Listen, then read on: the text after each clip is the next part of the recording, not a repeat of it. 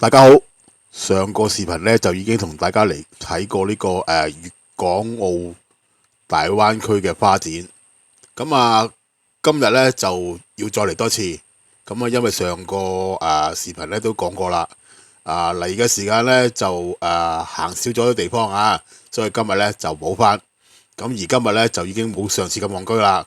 今次咧就會入去呢個深業上城，喺深業上城嗰度咧就喺嗰個幸福廊橋嗰度咧就過去嘅。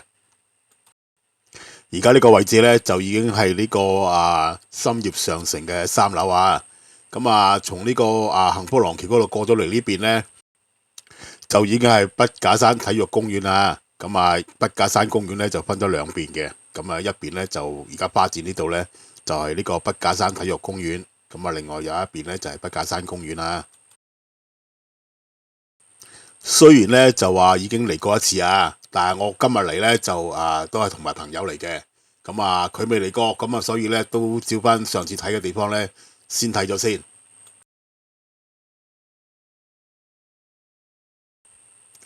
今日嘅人流咧就比起上一次咧就好咗少少啊。可能咧就大家咧就第一日咧就多人嚟咗啊。而家咧就比較少咗啲啲啊，好行啲啊。同埋今日咧就天陰陰啊，好似想落雨咁。聽講咧就係前一日咧就好似打颱風咁啊，深圳有可能因為咁嘅緣故咧就比較少人啲啊。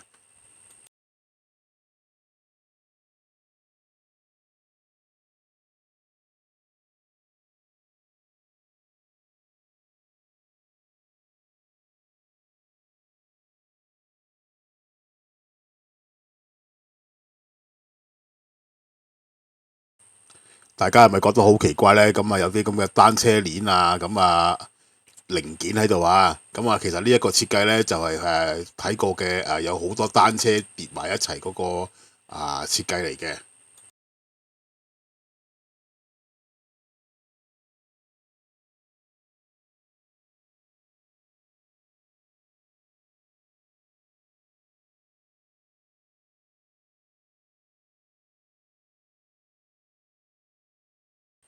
而呢個設計咧就叫做潮起灣區咧。係佢深圳啲政府部門設計嘅。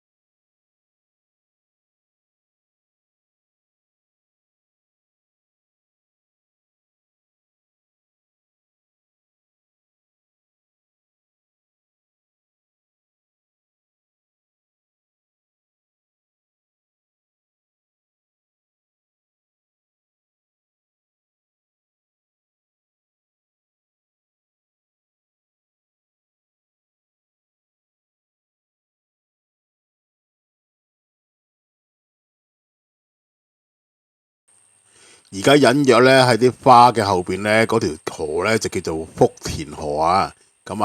上次咧就最主要咧就係睇漏咗呢一條河啊。呢條河咧其實就喺唔係呢個位置啊，喺前少少咧，就有幾隻花艇啊叫做啊。佈置得都非常之漂亮嘅。所以咧今次咧就都要同朋友再上多嚟一次嚟參觀下。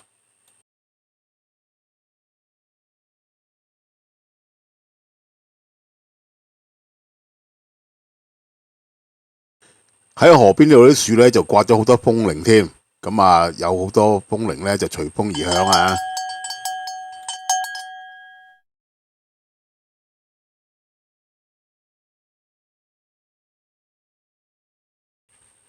今次再嚟一次咧，就最主要咧都係睇呢啲花艇啊。成隻艇仔咧就都插滿晒花嘅。但係咧就唔出得去啊。因為比較危險啊。但係咧就亦都算係呢個花展嘅一大特色啊。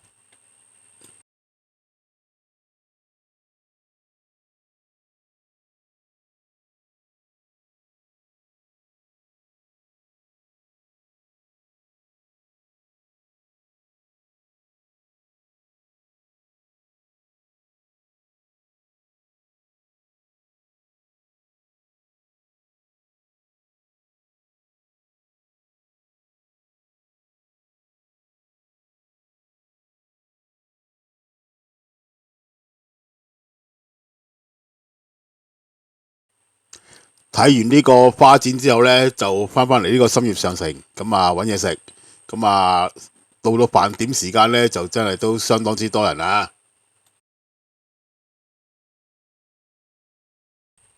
好啦，呢個粵港澳大灣區花展2026呢視頻呢，即係第二次嘅視頻呢，就到此要結束啦。